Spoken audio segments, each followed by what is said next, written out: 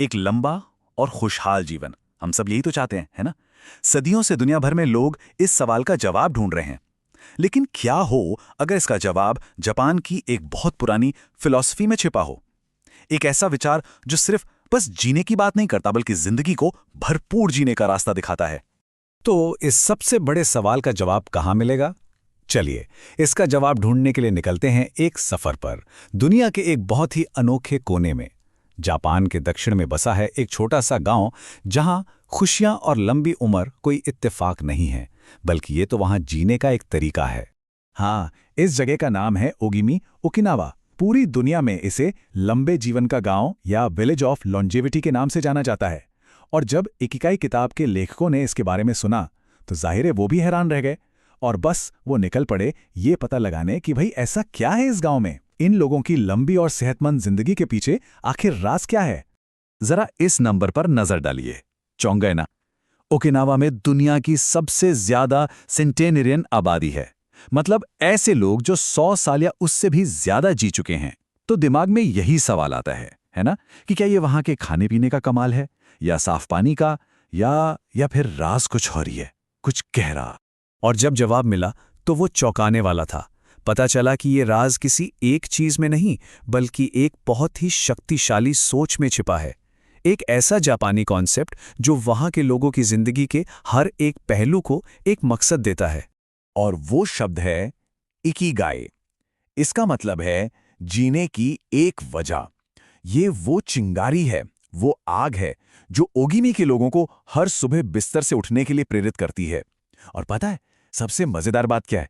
जापानी भाषा में रिटायरमेंट जैसा कोई शब्द ही नहीं है। सोचिए जरा, क्योंकि उनकी फिलॉसफी ये है कि जो काम आपको जिंदगी का मकसद दे, उसे भला कोई क्यों छोड़ेगा। देखिए, ये सोच सिर्फ जापान तक ही सीमित नहीं है। मशहूर साइकियाट्रिस्ट विक्टर फ्रैंकल ने क्या खूब कहा था कि जिसके पास जीने के लिए कोई क्यों होता है, वो लगभग हर कैसे को सह सकता है। उनकी पूरी थेरेपी, जिसे लोगोथेरेपी कहते हैं, इसी आइडिया पर बनी थी। उनका मानना था कि अगर किसी को अपनी जिंदगी का मकसद मिल जाए तो फिर वो किसी भी मुश्किल से लड़ सकता है। और इकिगाई असल में ठीक यही तो है कि जिंदगी का वो क्यों ढूंढने में हमारी मदद करता है। अच्छा, तो अब सवाल ये उठता है कि इस इकिगाई को अपनी जिंदगी में उतारा कैसे जाए। इसका एक बहुत बहुत जरूरी हिस्सा है फ्लो की स्टेट को पाना, यानी प्रवाह की स्थिति। ये एक ऐसा कमाल का मेंटल एक्सपीरियंस है जब कोई अपने काम में इतना इतना डूब जाता है कि उसे ना वक्त का ख्याल रहता है, ना भूख प्यास का, यहां तक कि वो खुद को भी भूल जाता है। वो काम ही अपने आप में एक रिवॉर्ड बन जाता है। अरे ये वही फीलिंग है जिसे हम कहते हैं ना, बीइंग इन द जोन। दुनिया में ऐसे कई मास्टर हुए हैं जिन्होंने अपनी पूरी जिंदगी फ्लो में जी है।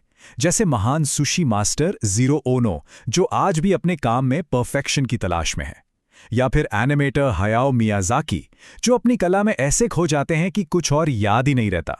अरे स्टीव जॉब्स भी जापान के माहिर कारीगरों, जिन्हें ताकुमी कहते हैं, उनके काम के प्रति डेडिकेशन से बहुत ज्यादा इंस्पायर्ड थे। तो सवाल ये है कि क्या हम भी इस फ्लो की स्टेट को अपनी रोजमर्रा की जिंदगी में पा सकते हैं? जवाब है बिल्कुल।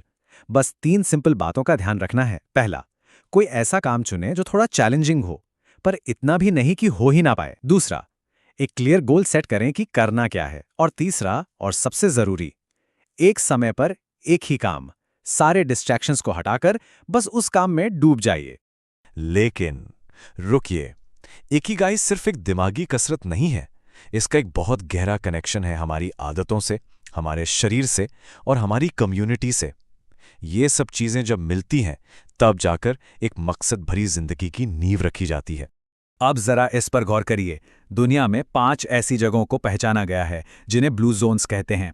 ये वो इलाके हैं जहां लोग दुनिया में सबसे लंबी और सबसे सेहतमंद जिंदगी जीते हैं। और देखिए इस लिस्ट में कौन है। ओकिनावा, जापान, टॉप पर।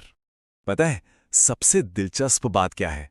इन सभी ब्लू जोन्स में, चाहे वो कहीं भी हों, कुछ आदतें बिल्कुल कॉमन हैं। ज्यादातर लोग प्लांट बेस्ड डाइट लेते हैं, रोज हल्का फुल्का व्यायाम करते हैं, जैसे पैदल चलना या गार्डनिंग। उनके सोशल कनेक्शंस बहुत मजबूत होते हैं। और हाँ, उन सभी के पास जीने का एक साफ मकसद होता है, जिसे ओकिनावा में हम क्या कहते हैं? इकिगाई। ओकिनावा की एक बहुत पुरानी और पावरफुल आदत है हारा हाची बू। इसका एक सीधा सा मतलब है पेट को सिर्फ 80% तक ही भरो। मतलब जब लगे कि बस पेट भरने ही वाला है तभी रुक जाओ।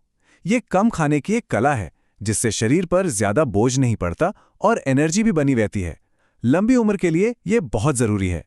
और फिर है मोआई। ये कोई क्लब या ग्रुप नहीं है, ये उससे कहीं ज्यादा है। ये जिंदगी भर के दोस्तों का एक ऐसा पक्का समूह है जो हर सुख दुख में एक दूसरे का साथ निभाते हैं। सोचिए, एक ऐसा सोशल और इमोशनल सेफ्टी नेट जो स्ट्रेस को दूर रखता है और अपनेपन का एक गहरा एहसास देता है। तो इन सब बातों का क्या मतलब निकलता है?